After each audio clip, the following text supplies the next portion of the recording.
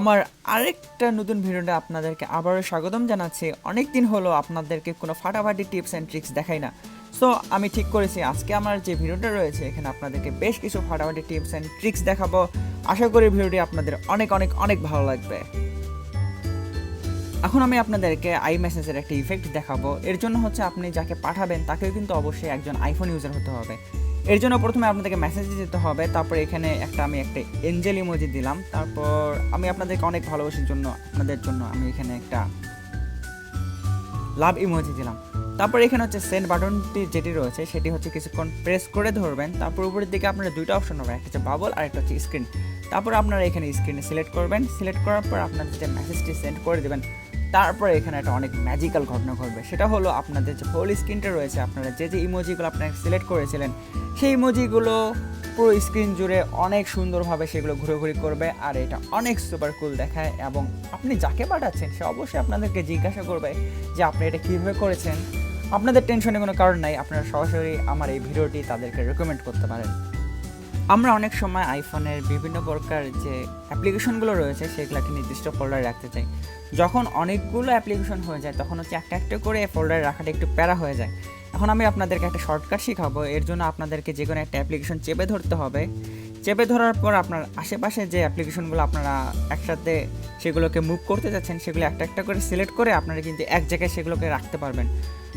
আর আপনারা যে সেটাকে ফোল্ডারে মুভ করতে চান এর জন্য আপনারা যে কোনো একটা অ্যাপ্লিকেশন সিলেক্ট করে তার সাথে সাথে আপনারা যে অ্যাপ্লিকেশনগুলো মুভ করতে চাচ্ছেন সেগুলো ধরে সবগুলো একসাথে চেপে যে কোনো একটা ফোল্ডারে আপনারা সেগুলোকে সোয়াপ করে রেখে দিতে পারবেন। এর ফলে হবে কি, আপনারা একসাথে অনেকগুলো সফটওয়্যার কিংবা অ্যাপ্লিকেশন সিলেক্ট করে আপনাদের একটা ফোল্ডারে রাখতে পারবেন এবং আপনারা বেশ কিছু পরিমাণ সময় আপনারা বাঁচাতে পারবেন। আমরা যখন একটা কোনো ছবি তুলি তখন সেটিকে একটু লম্বা করার জন্য তখন দেখা যায় যে আমাদের যে ফটো থেকে এডিটের যে অপশনটি রয়েছে সেখান থেকে আমাদেরকে সেটি ক্রপ করতে হয়। এর চেয়ে যদি ভালো হয় আপনারা যখন ছবিটা তুলবেন তখন যদি আপনারা সরাসরি 16:9 রেশিও যদি কোনো ছবি তুলতে পারতেন। সো এখন আমি আপনাদেরকে দেখাবো হচ্ছে আপনারা সরাসরি ক্যামেরা থেকেই আপনাদের যে ছবির যে রেশিওটা রয়েছে সেটা কীভাবে চেঞ্জ করতে পারবেন। এর জন্য আপনাদেরকে প্রথমে ক্যামেরাতে যেতে হবে।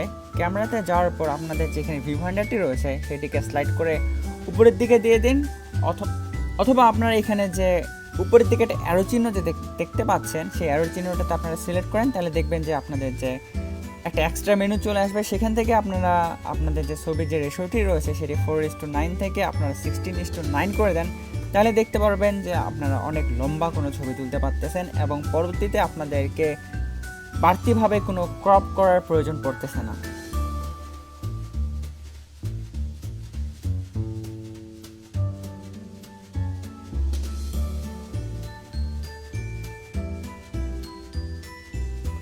অনেক সময় হয় কি, আপনারা ব্রাউজারে আপনাদের যে সাফারি ব্রাউজারটা রয়েছে সেখানে হয়তো আপনারা ব্রাউজিং করতেছেন, তখন হয়তো পাশ থেকে বললো যে আপনার ফোনটা দেন আমি একটু ব্রাউজিং করবো, কিন্তু দেখা যাচ্ছে যে আপনারা এখানে বেশ কিছু গুরুত্বপূর্ণ ট্যাব আপনারা ওপেন করে ফেলেছেন। এখন চাইলে আপনারা সেগুলোকে কিছুক্ষণের জন্য ভ্যানিশ করতে পারবেন। এর জন্য হবে কি, আপনাদের উপরের দিকে যে ডাবল স্কোয়ারের যে অপশনটি রয়েছে সেখানে সিলেক্ট করবেন। সেখানে সিলেক্ট করার পর আপনার এখানে প্রাইভেট যে মোডটা রয়েছে সেখানে দিয়ে দিবেন, তাহলে দেখা যাচ্ছে আপনাদের যে প্রিভিয়াস যে দুটো ট্যাব ওপেন করে রেখেছিলেন সেটা পুরোপুরি হাইড হয়ে গেছে। এখন আপনারা যখন আপনাদের কোনো গেস্টকে আপনাদের ফোনটা দিচ্ছেন তখন কিন্তু আসলে তারা এই দুইটা ট্যাব দেখতে পাচ্ছে না। আর এখন যদি আপনারা সেই ট্যাবগুলোকে ফিরে পেতে চান, আপনাদেরকে উপরের দিকে যে ডাবল স্কোয়ারটা রয়েছে সেখানে আবার প্রেস করেন, তারপর এখানে প্রাইভেট মোড যেটা রয়েছে সেটাকে আপনারা ডিসেবল করে দেন, তাহলে দেখা যাবে যে আপনি যে ব্রাউজারের যে ট্যাবগুলো ওপেন করে রেখেছিলেন সেগুলো আপনারা আবার ফিরে পাচ্ছেন। এটি আপনাদের প্রাইভেসি মেনটেন করার জন্য অনেক গুরুত্বপূর্ণ একটা ফিচার। এর আরেকটি বাড়তি সুবিধা হলো আপনারা যতক্ষণ পর্যন্ত প্রাইভেট মোড অন করে রাখবেন ততক্ষণ পর্যন্ত আপনাদের ফোনে যে যা কিছু লগ ইন করা ছিল সবগুলো কিন্তু এই প্রাইভেট মোডে থাকা অবস্থায় সবগুলো লগ আউট হয়ে যাবে, এবং আপনারা যখন প্রাইভেট মোড থেকে আবার নর্মাল মোডে ফেরত যাবেন তখন কিন্তু আপনাদের যেগুলোতে লগ ইন করা ছিল সেগুলোতে আবার ফিরে যাবে। এই টিপসটি শেষ করার পর আমি আপনাদেরকে একটা গুরুত্বপূর্ণ কথা বলতে চাই। আপনারা এখানে দেখতে পাচ্ছেন যে আমি আমার আইফোনের সবগুলো আইকন আমি এখানে চেঞ্জ করে ফেলেছি। চাইলে আপনারাও কিন্তু আপনাদের আইফোনের যে আইকনগুলো রয়েছে সেগুলো সবগুলোই আপনারা কাস্টম হিসাবে চেঞ্জ করতে পারবেন। সেই ভিডিওটির লিঙ্ক আমার ডেসক্রিপশন বক্সে দেওয়া আছে। আজ এ পর্যন্ত।